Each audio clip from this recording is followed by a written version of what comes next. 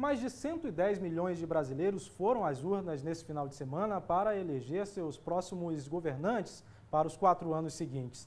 Para falar sobre o resultado das eleições, nós vamos conversar agora com o cientista político Geraldo Thadeu. Boa tarde, professor, tudo bem com o senhor? Boa tarde, prazer em participar aqui do programa. Bom, para a gente começar, vamos falar de presidência da República. Bom, Dilma venceu no primeiro turno, como já era esperado, porque isso era mostrado nas pesquisas, mas Aécio Neves conseguiu chegar e suplantar a campanha de Marina Silva. O senhor acha que isso surpreende? Como é que fica esse segundo turno das eleições a partir de agora? De fato, o segundo turno é uma nova eleição, em certo sentido, porque as forças políticas se reagrupam, há um realinhamento dos eleitores, as opções são diferentes. Eleitores que votaram por outros candidatos vão ser obrigados a fazer uma nova opção, alguns vão anular, outros vão escolher novos candidatos. Então, há um redesenho das forças políticas no segundo turno. O que se prevê é uma eleição bastante polarizada, bastante disputada. Voltamos à chamada velha polarização entre PT e PSDB. A presidente ganha com muita folga no Nordeste e no Norte do país, e no Sul e Sudeste os eleitores estão divididos. Então a expectativa é de uma luta muito renhida, principalmente no Sul e no Sudeste do país. Dilma venceu em 15 estados contra 9 de Aécio. O senhor acha que a partir de agora esses candidatos vão reforçar a campanha nos estados onde já venceram, ou eles vão tentar conquistar votos nos estados onde seu adversário ganhou no primeiro turno?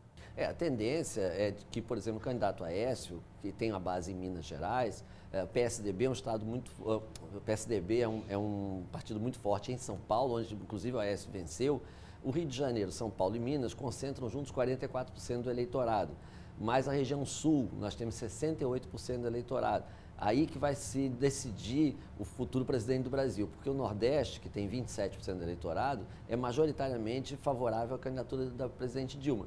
Então, a disputa efetivamente vai se dar no Sul e no Sudeste. Apesar de estar fora da corrida eleitoral nesse segundo turno, Marina Silva deve ter um papel muito importante, quem sabe até decisivo. Ela já sinalizou que deve apoiar Aécio Neves, mas a gente ainda não tem certeza disso. O que o senhor acha que vai acontecer agora, dependendo do apoio que a Marina sinalizar e do apoio que ela confirmar no segundo turno?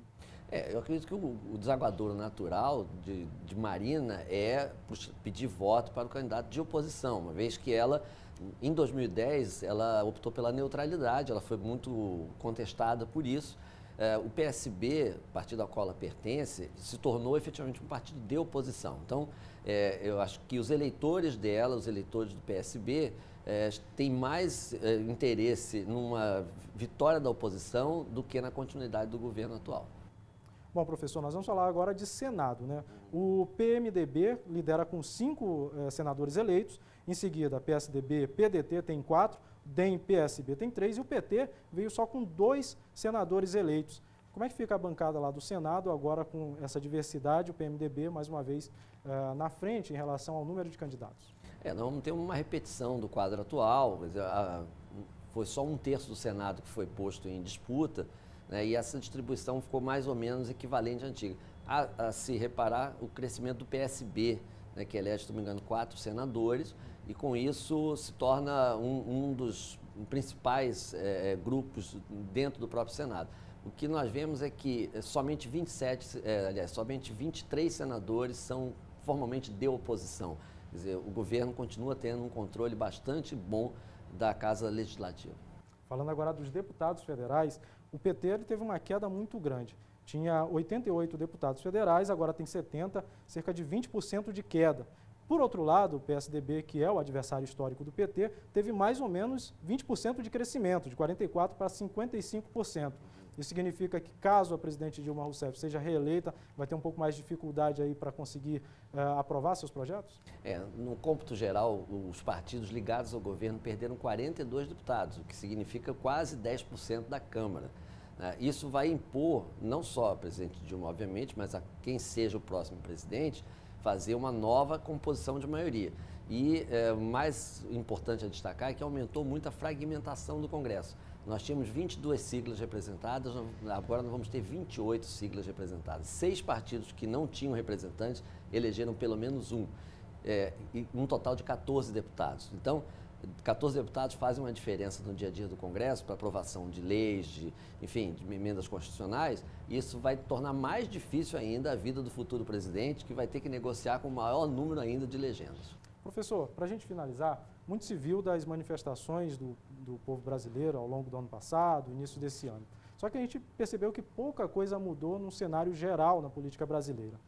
O que houve nesse meio tempo? O brasileiro esqueceu daquela revolta, dos pedidos de mudança? Ou o senhor acha que realmente os candidatos ainda têm uma influência muito grande sobre determinados pontos da nossa sociedade, às vezes pessoas que não têm tanta escolaridade, não têm tanto acesso à informação? O senhor acha que o brasileiro realmente ainda não aprendeu a votar?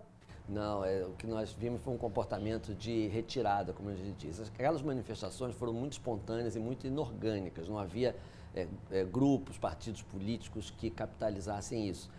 As manifestações aconteceram, desapareceram, né? E aqueles que se manifestaram, ao invés de se alistarem como eleitores, por exemplo, participarem cada vez mais da política, eles se retiraram da política, se retiraram para o voto nulo, para o voto branco, que aumentou nessas eleições, a abstenção aumentou, o número de eleitores jovens diminuiu a metade, o alistamento eleitoral, aqueles de 16, 17 anos. E, além disso, nós temos uma estrutura da oferta política que é muito, muito oligárquica. Existe uma demanda por mudança, mas quando você vai procurar mudança, você só encontra candidatos tradicionais. É mais ou menos o que aconteceu com o eleitorado, né? Vendo que a estrutura da oferta era muito, muito tradicional, optou-se pelo comportamento de retirada. Voto branco, voto nulo, voto de protesto, etc. Talvez seja isso exatamente que fez com que 20% do eleitorado tivesse deixado de ir às urnas?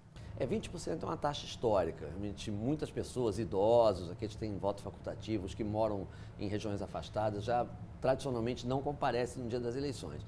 Mas aos 20% de abstencionistas, a gente tem que acrescentar cerca de 20% de votos brancos e nulos, que esses sim cresceram substantivamente em várias partes do Brasil, principalmente nas grandes capitais. A taxa histórica era de 7%, 8%. Nós tivemos 20% de brancos e nulos, e isso é que mostra, a meu ver, para onde foi essa energia das manifestações. Tá certo. Professor Geraldo Tadeu, muito obrigado por sua participação aqui no Boas Novas Brasil. Prazer, obrigado. Lembrando agora que os candidatos têm 20 dias de campanha até o segundo turno das eleições, no dia 26 de outubro.